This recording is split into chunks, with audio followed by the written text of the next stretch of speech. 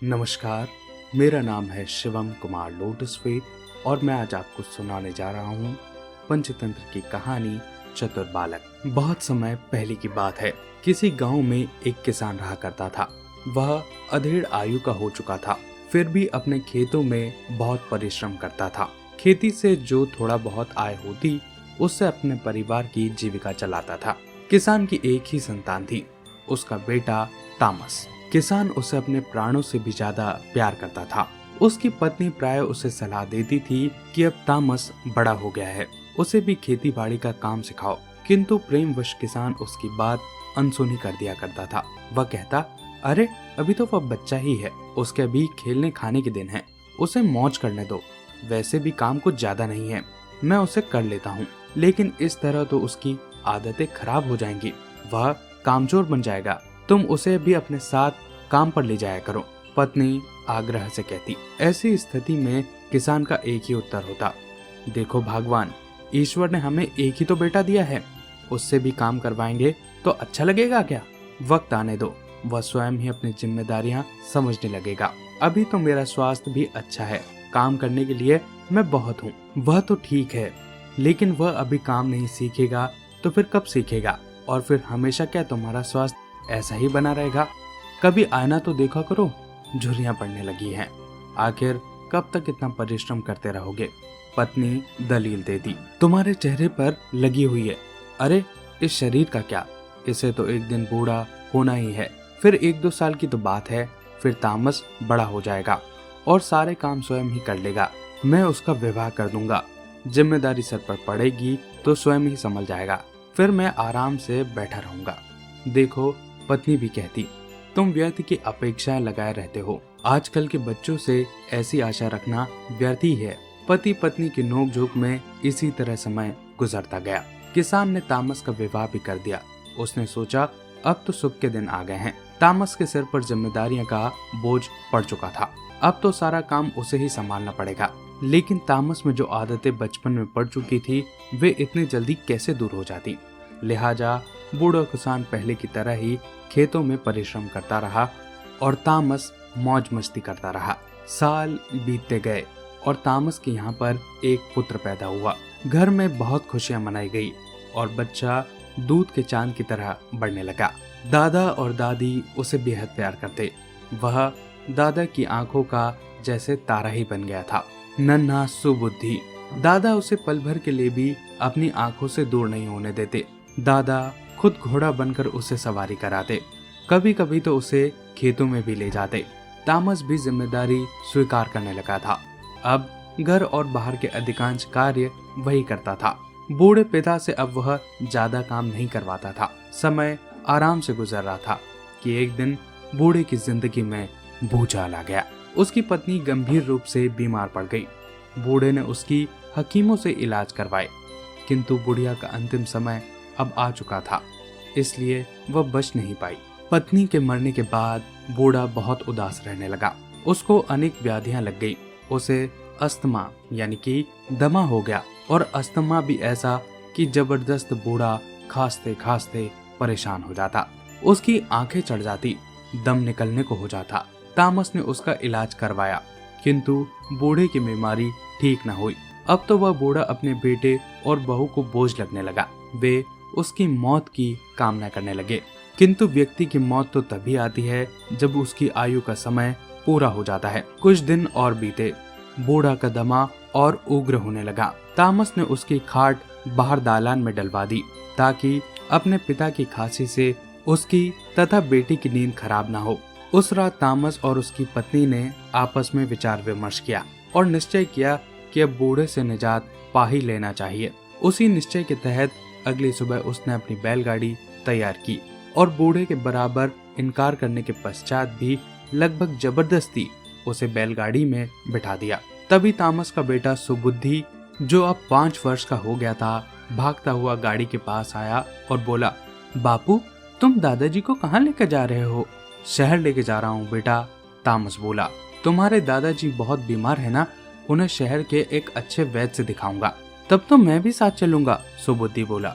नहीं बेटा, तुम यहीं ठहरो, तुम्हारी माँ तुम्हें मिठाई देगी। हाँ हाँ बेटे, तुम यहीं मेरे पास रहो।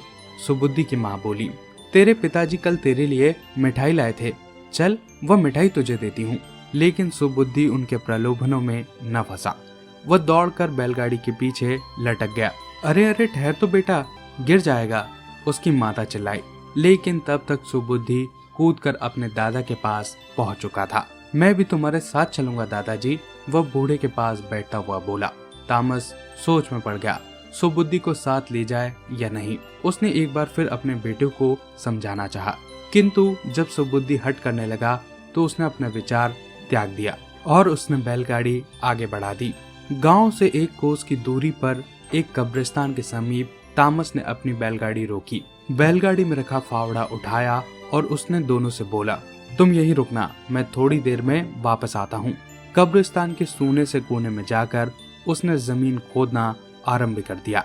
जब काफी समय बीत गया और तामस न लौटा तो सुबुद्धि उसे खोजने के लिए बैलगाड़ी से उतरकर वहां जा पहुंचा जहां उसका पिता खुदाई कर रहा था। पिता के समीप पहुंचकर उसने पूछा, बापू तुम तो दादाजी को शहर ले जा रहे थे, फिर क्या करने लगे? तू यहाँ क्यों आ गया? जाकर अपने दादाजी के पास बैठ। तामस ने घुड़का, पर तुम यहाँ क्या कर रहे हो? सुबुद्धि को जानने की जिज्ञासा हो रही थी। जमीन खोद रहा हूँ, देख नहीं रहा है क्या? झल्लाते हुए तामस ने कहा। बच्चा कुछ और सवाल पूछ सकता था, इसलिए उसकी जिज्ञासा शांत करने के लिए तामस ने उसे सच बता दिया। बेटा यहाँ कुछ गड़ा नहीं है, मैं एक कब्र खोद रहा हूँ। कब्र किसके लिए खोद रहे हो बापू?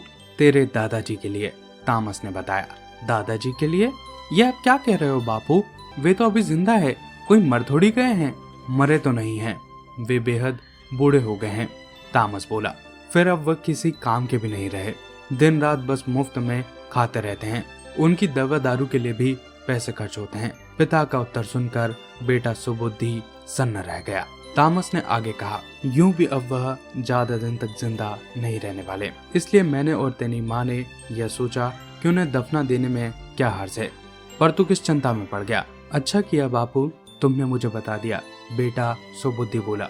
पर तू यह बात किसी को बतलाना नहीं, अच्छे बच्चे घर का भेद किसी को नहीं बताते।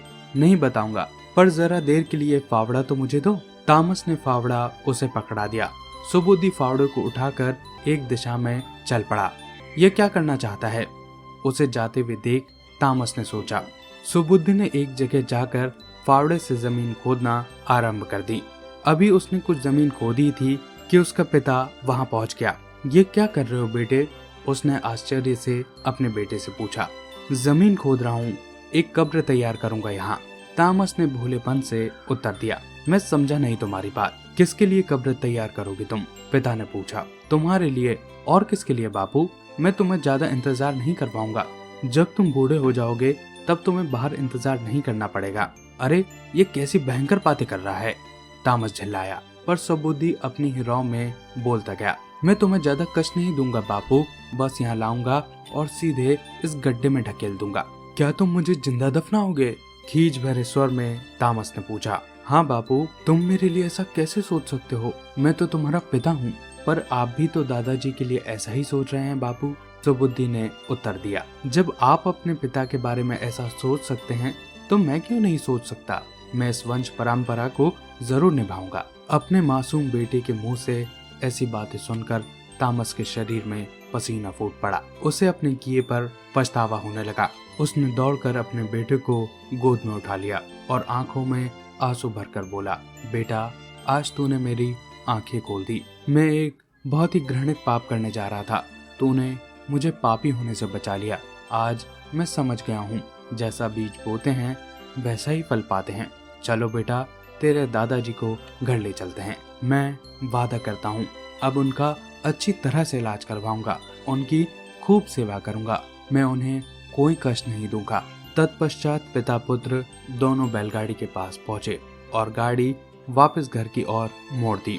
उस दिन के पश्चात तामस ने अपने पिता को कोई कष्ट नहीं दिया। अच्छे इलाज के कारण बूढ़ा कुछ दिनों के लिए ठीक हो गया और कई वर्षों तक जीता रहा। इस कहानी से हमें ये शिक्षा मिलती है कि हमें वृद्धों का सम्मान करना चाहिए, क्योंकि वे संस्कार का ब्रह्मांड होते हैं। इस कहानी से हमें यह भी शिक्षा मिलती है कि जैसा हम बोते हैं हम वैसा ही पाते हैं। आशा करता हूँ आपको ये कहानी अच्छी लगी होगी।